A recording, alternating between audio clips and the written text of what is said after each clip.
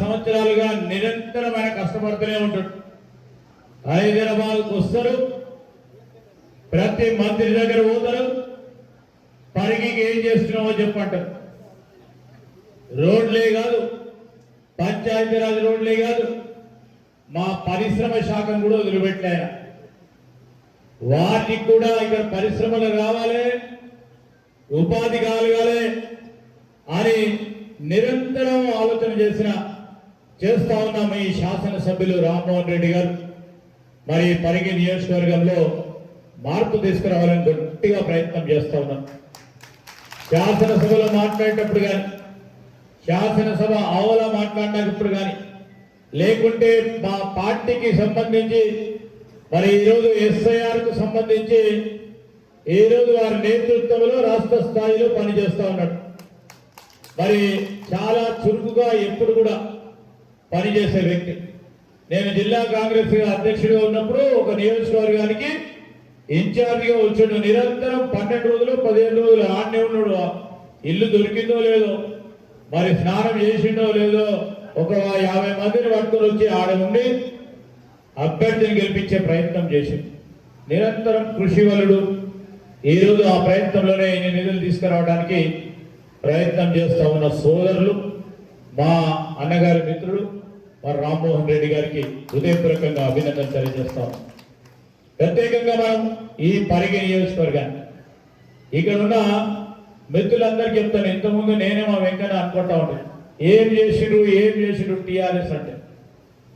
ఇంతకుముందు మా వెంకన్న చెప్పిండు బాగా, అసలు 10 సంవత్సరాలు ఏం చేయలేని గౌరవ పరిగి శాసనసభ్యులు పరిగి రామ్మోహన్ రెడ్డి గారికి, అదేవిధంగా నాతో పాటు ఈరోజు వందలాది కోట్ల రూపాయలు ఆర్ఎన్బి నిధులు తీసుకొచ్చి మొత్తం నియోజకవర్గంలో 511, ఈరోజు దాదాపు 185 కోట్ల రూపాయలతో నిధుల వరదను కురిపిస్తా ఉన్నామే. రామ్మోహన్ రెడ్డి గారికి చేదోడు వాదోడుగా, నాయకుడుగా, మా గౌరవ సహచర మంత్రివర్గ సోదరులు, సీనియర్గా మరి మా అందరికీ కూడా మిత్రుడుగా ఉన్న కోమటిరెడ్డి వెంకటరెడ్డి గారు, అదేవిధంగా ప్రభుత్వ చీఫ్ విప్ సోదరులు పట్నం మహేందర్ రెడ్డి గారు, ఈ కార్యక్రమంలో పాల్గొంటా ఉన్న మరి గౌరవ శాసనసభ్యులు సోదరులు యాదయ్య గారు, దాంతో పాటు గుడ్సల్ లేని రాష్ట్రం చేయాలని 5 లక్షలతో ఇవాళ ఊరికి 30-40 ఇల్లు కట్టి ఆ గృహప్రవేశం చేస్తుంటే తెలంగాణ ఇచ్చిన సోనియా గాంధీకి మనం అందరం కూడా రుణపడి ఉండాలి. 10 ఏళ్ళకు ఎందుకు కట్టలే, ఒక రేషన్ కార్డు ఇవ్వలే. ఇలా చెప్పుకుంటూ పోతే మన కార్యక్రమాలతో పాటు మీ అందరూ కూడా ఒకటే కోరుతున్నాం, ఇక్కడ రామ్మోహన్ రెడ్డి గారి నాయకత్వంలో మళ్ళా కూడా హ్యాట్రిక్ ఎమ్మెల్యేగా పెద్ద మెజార్టీతో గెలిపాలి. ఇంకా ఇది ఎమ్మెల్యే కాదు, రాబోయే నువ్వు చెప్పిన నీళ్ళు పేరు ఇప్పుడు అడిగిన రోడ్లు కూడా ఒక 1 monthలోనే శాంక్షన్ చేసినాం. ఇవాళ మెయిన్ రోడ్ మనం డబుల్ రోడ్ ఏది పరిగణించి లంచంలో డబుల్ రోడ్ మెయిన్ రోడ్ పెట్టుకోవడం 4 నెలల రోడ్డు పోతాయన్నట్టు అది నెక్స్ట్ స్టేజ్ లో తప్పనిసరిగా పెడుతున్నాం. ఎందుకంటే ఇప్పుడే చెప్పిన రోడ్లు బాగుంటే ఇవాళ మనం ఎంతో మంది యాక్సిడెంట్లు చూస్తున్నాం. కొందరు కాలు చేయిపోయి అప్రపాలు అయిపోతున్నారు. ఏమైనా కర్ణాటక వాళ్ళు వచ్చి చూసినా తెలంగాణ రాష్ట్రంలో ఇంత మంచి రోడ్లు ఉన్నాయని ఇవాళ 20,000 కోట్ల అప్పు తీసుకొచ్చి బ్యాంకులను ఒప్పించి 30 నెలలు అయింది. ప్రతిరోజు ఎందుకంటే రాష్ట్రంలో అప్పులు చేసిపోయిన ఆయన పోయి భావంగా పండుకున్నాడు. ఇలా కొడుకు మాట్లాడుతున్నాడు ఎంపీ స్టేడియంలో. ఒక భాష లేదు, ముఖ్యమంత్రి అన్న గౌరవం లేదు. ఒక జోకే లాస్ట్ చెప్తాను నేను, ఆయన మాట్లాడు మీరే తొందరపడకండి. ఇంకా 2 నెలలు అయితే మళ్ళా కేసీఆర్ ముఖ్యమంత్రి అన్నాడు. అసలు కేసీఆర్ ఫామ్ హౌస్లో ఉన్నాడా, ఎక్కడైనా పోయిందా? ఆయన బయట కనబడతలేడు. ఏడ చూసినా భావపడుతూ వచ్చే కేసీఆర్ మళ్ళా ముఖ్యమంత్రి అంటాడు.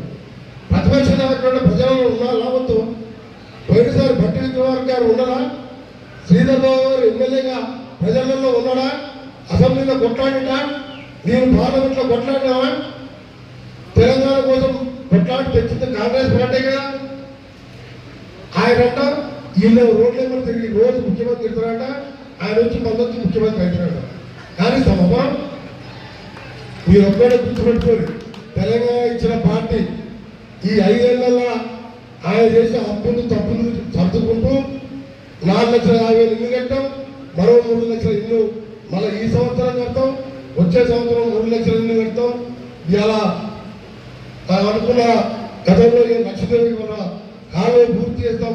మీ అందరికీ సీనియర్ మంత్రులుగా నేను శ్రీధర్బాబు గారు ఇక్కడ 10 కాన్సెప్ట్కి సోదరులాగా అండగా ఉంటామని మాటిస్తూ మీరు ఎక్కడో గుర్తుపెట్టుకోవాలి.